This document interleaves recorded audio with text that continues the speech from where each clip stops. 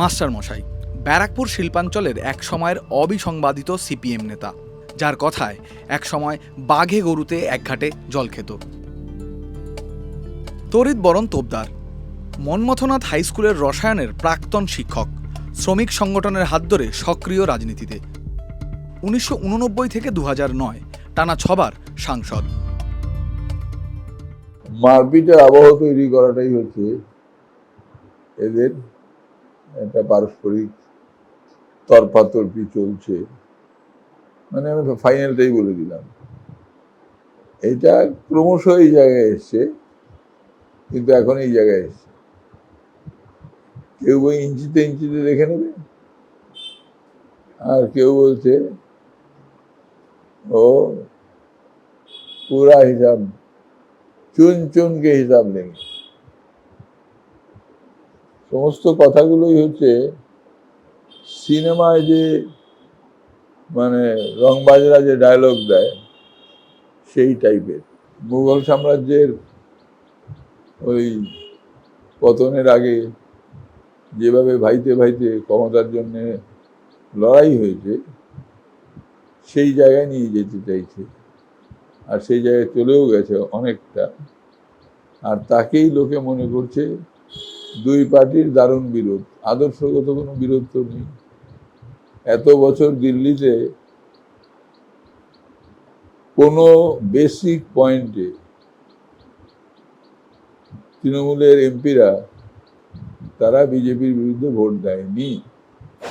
উত্তর 24 পরগনায় রয়েছে 5টি লোকসভা, বিধানসভা আছে 33টি।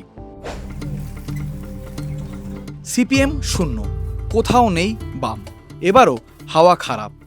হিন্দু মুসলিম মেরুকরণেও মাস্টার মশাই আশাবাদী, ফেরাতে হাল, ফিরবে লাল।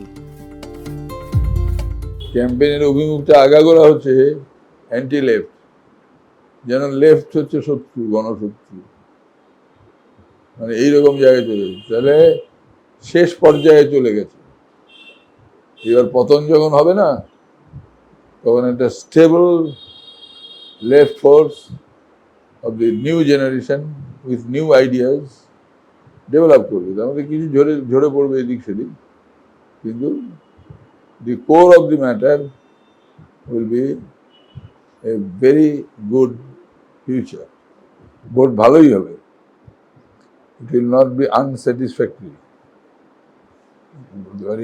তবে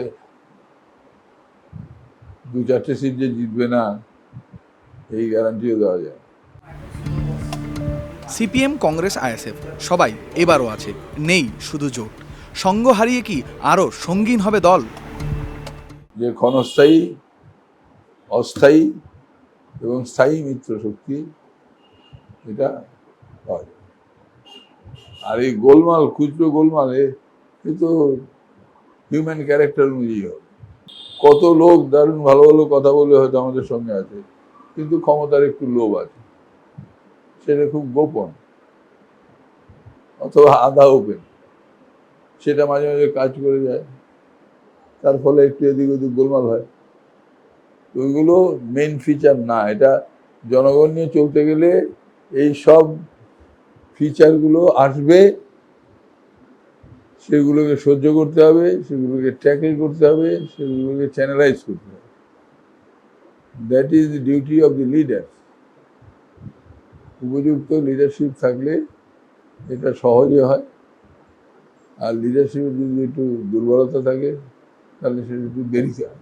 না, প্রমোদ দাশগুপ্ত পুনরায় জন্ম নেয়নি, জ্যোতি বসুও পুনরায় জন্ম নেয়নি, কিন্তু রবীন্দ্রনাথের ভাষায় যে আমি অপেক্ষা করছি সে কবির লাগি যে আছে মাটির কাছাকাছি,